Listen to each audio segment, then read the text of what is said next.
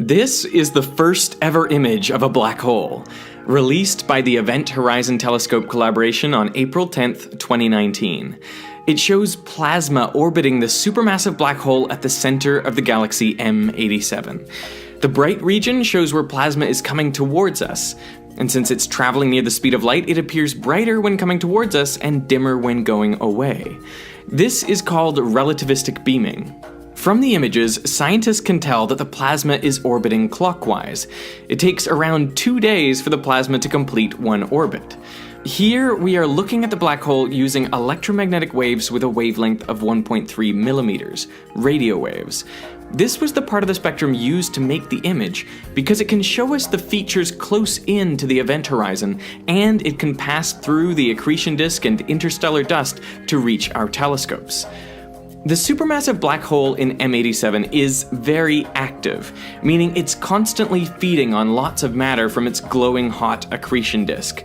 But it also has narrow collimated jets above and below it, here shown in blue, thought to be created by incredibly strong magnetic fields. The jets extend out at least 5,000 light years, and one of them appears to be pointing almost straight at us.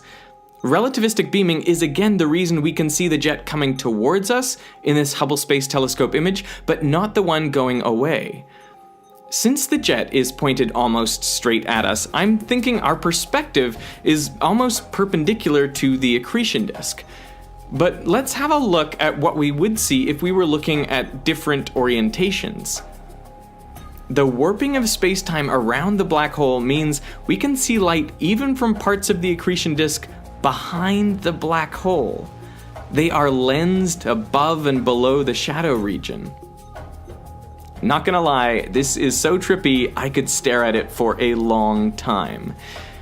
So the big question most people are going to be asking is, why is the image so fuzzy?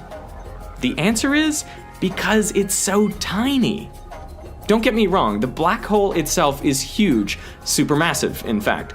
As measured from this picture, the black hole has a mass 6.5 billion times that of our sun.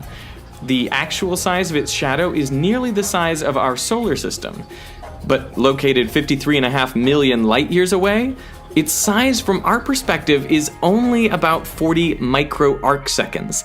That's the angle it makes on the sky.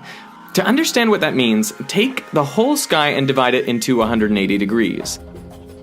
Then divide a degree into 60 arc minutes, and an arc minute into 60 arc seconds.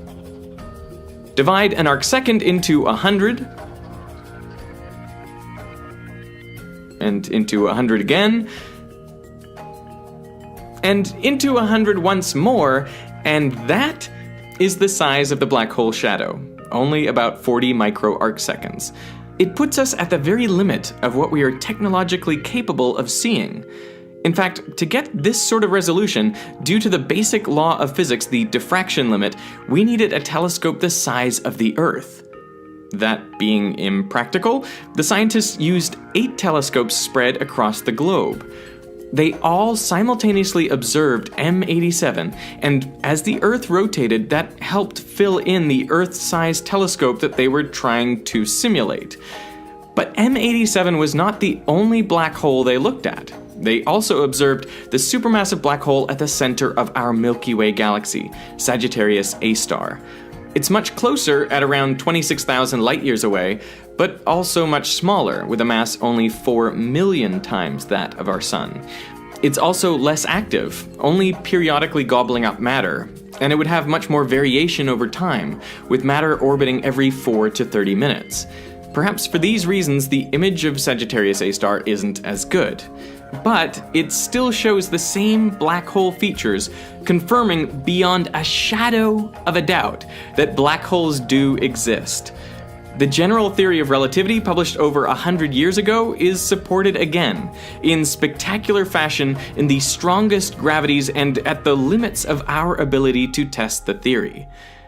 What I love about moments like this is the ridiculous extreme things these scientists did, these 200 scientists, in pursuit of a goal that seemed impossible, and yet they achieved it. I want to extend my personal congratulations to everyone on the team for an amazing discovery. I'll be linking to all their work in the description.